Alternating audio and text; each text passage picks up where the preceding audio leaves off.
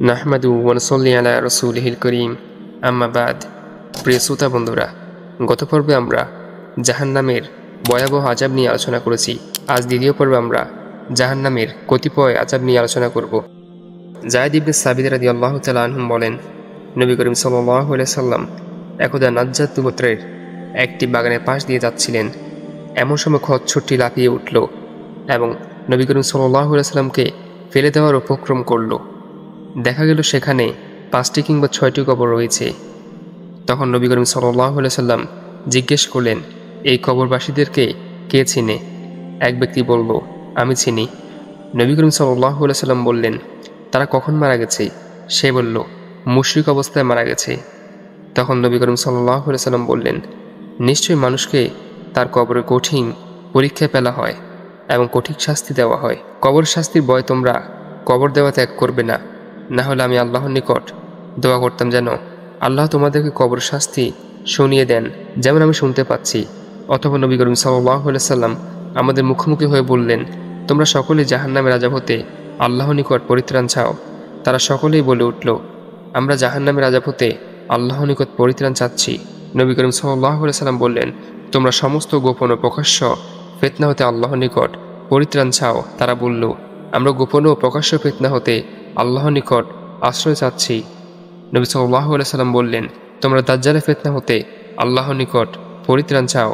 তারা বলল, আমরা সকলেই পরিত্রাণ চাচ্ছি আল্লাহর নিকট দাজ্জালের ফিতনা হতে। মুসলিম মিশকাত। মানুষ কবরে এমন ভয়াবহ শাস্তির সম্মুখীন হবে যা মানুষকে শোনানো সম্ভব নয়।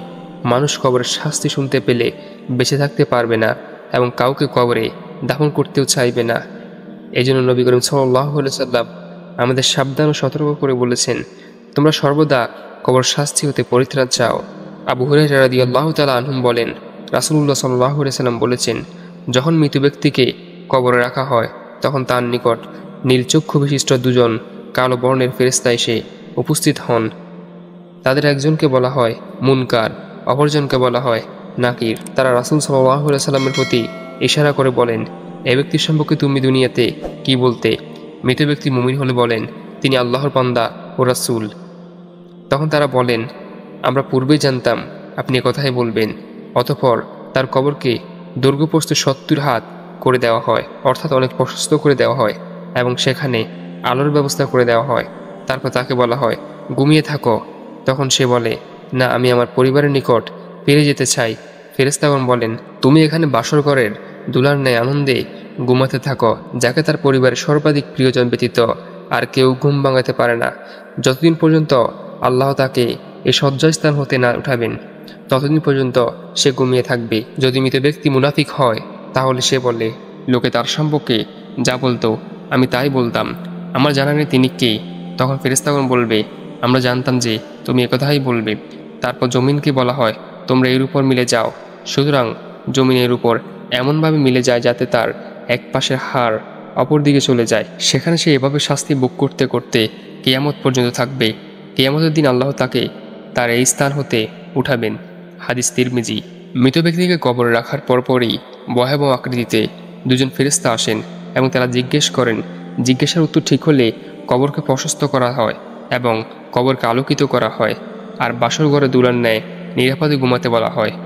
উত্তর সঠিক দিতে না পারলে মাটিকে বলা হয়, তুমি একে দুদিক থেকে চেপে পিষে একাকার করে দাও।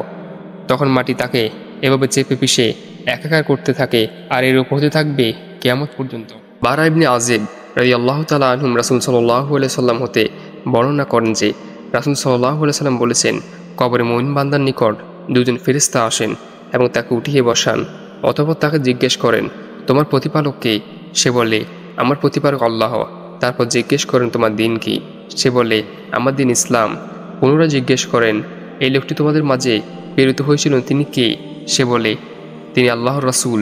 তখন ফেরেশতাগণ তাকে বলেন, তুমি কিভাবে তা জানতে পারলে? সে বলে, আমি আল্লাহর কিতাব পড়েছি, তা দেখেছি, তার প্রতি ঈমান এনেছি এবং তাকে সমর্থন করেছি। তখন নবী সাল্লাল্লাহু আলাইহি সাল্লাম বললেন, এই হলো আল্লাহর বাণী, যারা আল্লাহর প্রতি ঈমান এনেছে আল্লাহ তাদের কালেমা শাহাদাতের উপর অটল রাখবেন।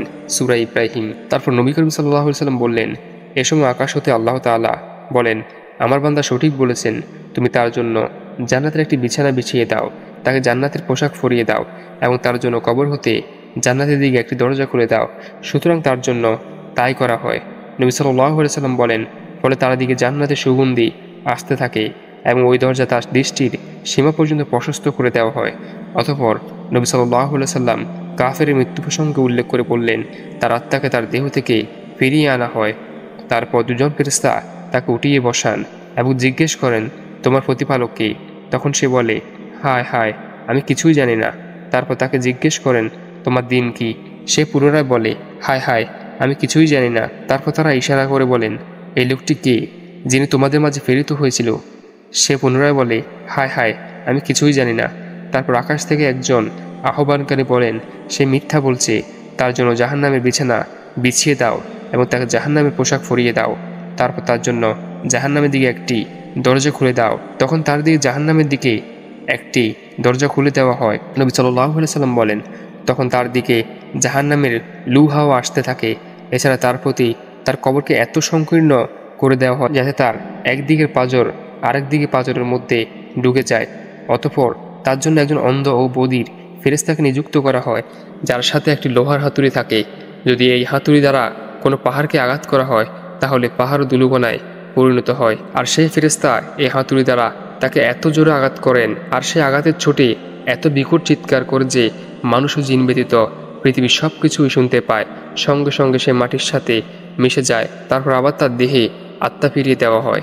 এভাবে তার শাস্তি চলতে থাকে। আহমদ আবু দাউদ, হাদিস সহি, মিসকাত, হাদিস নাম্বার 131। অত্র হাদিস দ্বারা প্রতীয়মান হয় যে কবরে থাকতেই মানুষকে জাহান্নামের শাস্তি দেওয়া হবে, কবরে জাহান্নামের পোশাক পরিয়ে দেওয়া হবে, জাহান্নামের বিছানা বিছিয়ে দেওয়া হবে, জাহান্নামের দিকে দরজা খুলে দেওয়া হবে।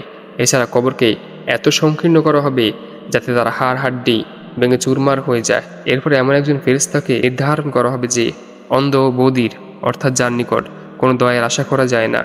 কেননা চক্ষু দিয়ে দেখলে অন্তরে দয়ার প্রভাব হয়, আর কান দিয়ে শুনলে অন্তরে দয়ার প্রভাব হয়। কিন্তু এমন একজন ফেরেশতা যে চোখেও দেখে না, কানেও শোনে না, তাই তার নিকট দয়ার কোনো আশা করা যায় না। পরিশেষে বলতে চাই, হে আল্লাহ, আপনি আমাদেরকে জাহান্নামের ভয়াবহ আযাব থেকে হেফাজত করুন। আমিন।